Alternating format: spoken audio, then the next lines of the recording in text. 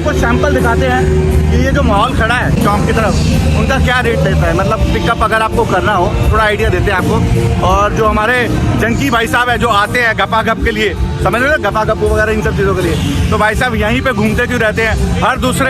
हर दूसरे तीसरे महीने पटाया क्यों आ जाते हैं, वियतनाम कंबोडिया क्यों आ जाते हैं, इन जगहों पे क्यों हाटते रहते हैं? क्योंकि यहाँ पे ये सारी चीज़ें ना बहुत कॉमन है और सबसे ज़्यादा थाईलैंड में कॉमन है। तो भाई साहब आपको यहीं पे जो एंटरटेन करते हैं, थोड़ा सा हम भी एंटरटेन करके दिखाएंगे, लेके नहीं जाने वाले, बताने वाले हैं कि आप लोग अगर आओगे तो किन चीज़ों का ध्यान रखते हैं। और ये इस वक्त उन्होंने ये पटाया के जो बीच को ना बढ़ा रहे हैं, ये अभी ना नया रेत डाल के आगे तक कर रहे हैं। ये बहुत ही खूबसूरत लगता है मॉर्निंग के वक्त। तो यहाँ सारे लाइन से जितने बड़े बड़े होटल्स है, चाहे हॉलीडे इन हो, हनीमून इन हो, बड़े बड़े होटल सारे लाइन से इसी स्ट्रीट पे मिलने वाले हैं आपको। ये देखो हिल्टन, तो सारे होटल आपको इसी लाइन पे। सुबह का नज़ारा नेक्स्ट लेवल होता है, कोई बड़ी बात नहीं भाई। यहाँ ओपन में रात को यहाँ भी शुरू हो जाता है माल सामान, समझो ना। हाँ, यहाँ पे सबसे बड़ी चीज़ क्या है थाईलैंड के अंदर, कोई पाबंदी नहीं है, आप अपनी मर्जी से कहीं कुछ भी कर सकते हो।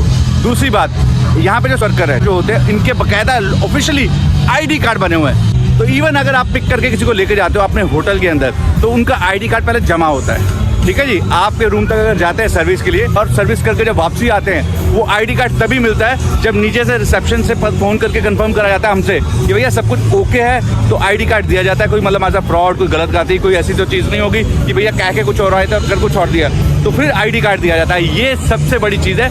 ऑफिशियली यहाँ पे सारी चीज़ें लीगल हैं, तो ये चीज़ यहाँ पे होती है। शायद आप लोगों को अभी तक ना पता हो, तो इसलिए मैं बता रहा हूँ, क्योंकि कई ऐसा होता है जो मतलब कन्वर्टेड होते हैं, उनके पास ज़्यादातर ID कार्ड नहीं होता, और उनसे बच के भी रहना।